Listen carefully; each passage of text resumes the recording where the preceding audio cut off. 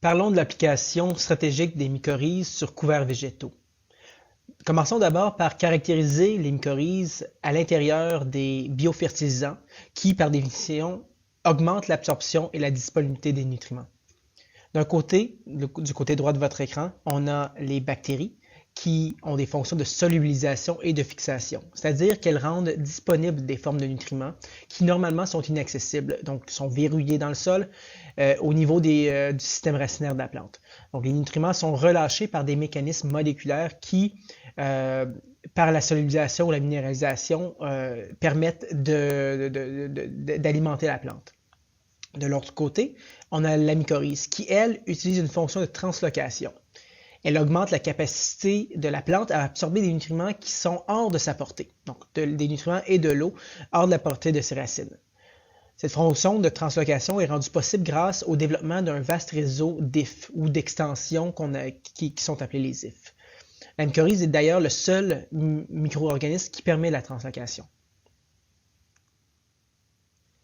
Pour bien illustrer, on peut regarder ici à la gauche de votre écran le flux de nutriments qui passe à l'intérieur de ces ifs, qui maximise l'absorption des nutriments et qui agissent d'une certaine façon comme un intermédiaire de transport vers les racines à la plante. Elles connectent aux racines et au sol pour transférer les nutriments.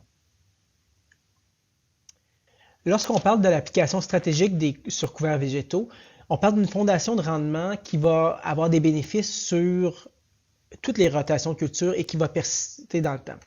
On appelle cet effet l'effet bioréacteur, qui est une propagation du réseau, puisque les couverts végétaux, normalement en sol d'un an à 4 ans, permettent de bien établir le réseau de mycorhizes, donc le réseau d'ifs qui vont aller puiser des nutriments, qui vont profiter aux cultures qui vont être subséquentes, c'est-à-dire donc qui vont être dans la rotation de culture. Ici, on a la luzerne qui est suivie d'une plantation de maïs qui va profiter du réseau.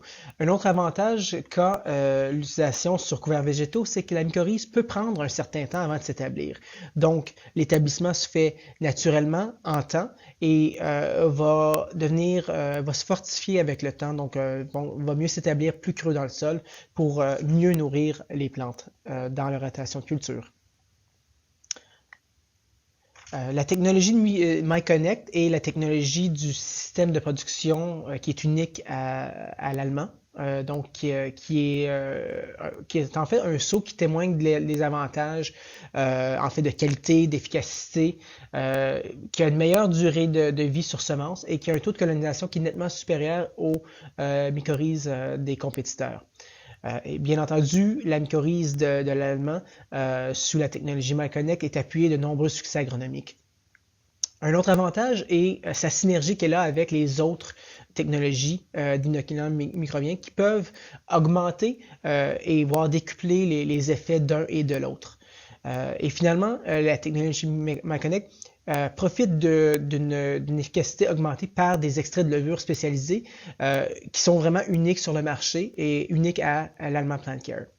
Bien, évidemment, vient avec la technologie MyConnect tous les bénéfices reconnus des mycorhizes, dont l'optimisation des nutriments, les rendements supérieurs et autres qui viennent avec. Et surtout, lorsqu'on parle de l'application sur couverts végétaux, on parle de la rotation des cultures, donc les effets et les bénéfices de la mycorhize qui persistent en temps et qui vont alimenter les cultures subséquentes.